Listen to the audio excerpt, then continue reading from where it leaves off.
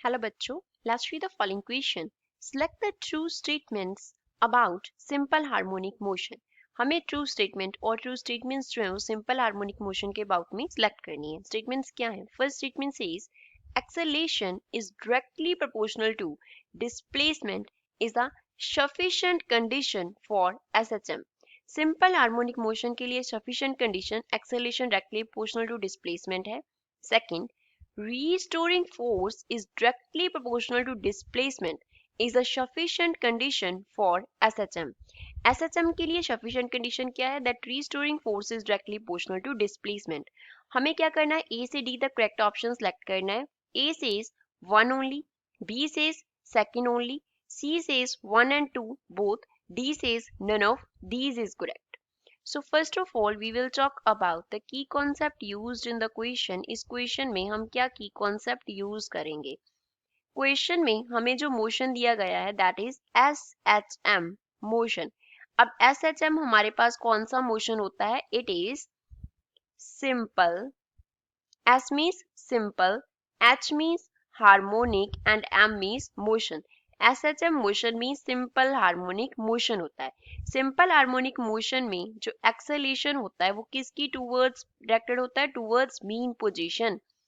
Acceleration जो है वो SHM में डायरेक्टेड होता है टूवर्ड्स मीन पोजीशन के टूवर्ड्स वो डायरेक्टेड होता है।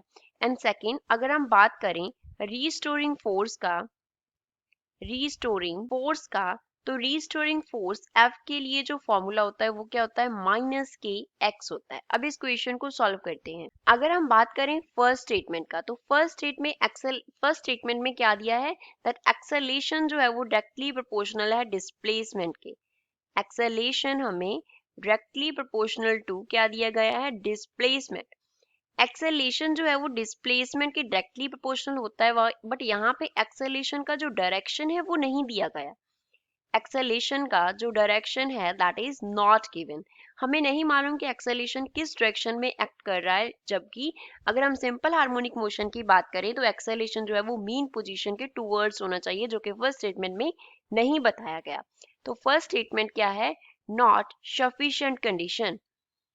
फर्स्ट जो हमें कंडीशन दिया गया है फर्स्ट स्टेटमेंट में that is not sufficient. Second statement में हमें जो रीस्टोरिंग फोर्स दिया है वो क्या है? डायरेक्टली प्रोपोर्शनल है डिस्प्लेसमेंट के।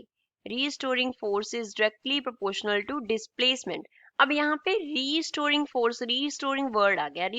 वर्ड आ गया तो दैट मीन्स जिसके वो प्रोपोर्शनल है सर्टेनली उससे क्या होगा? ऑपोजिट डायरेक्शन में एक्ट करेगा। ऑपोजिट डायरेक्शन में क्या करेगा? एक्ट करेगा। तो अब जो रीस्टोरिंग फोर्स है उसको F से डिनोट कर लेते हैं, डिस्प्लेसमेंट को डिनोट कर लेते हैं X से। तो क्योंकि ये रीस्टोरिंग फोर्स है तो रीस्टोरिंग वर्ड के लिए यहाँ पे डिस्प्लेसमेंट के आगे क्या आ जाएगा? नेगेटिव साइन आ जाएगा।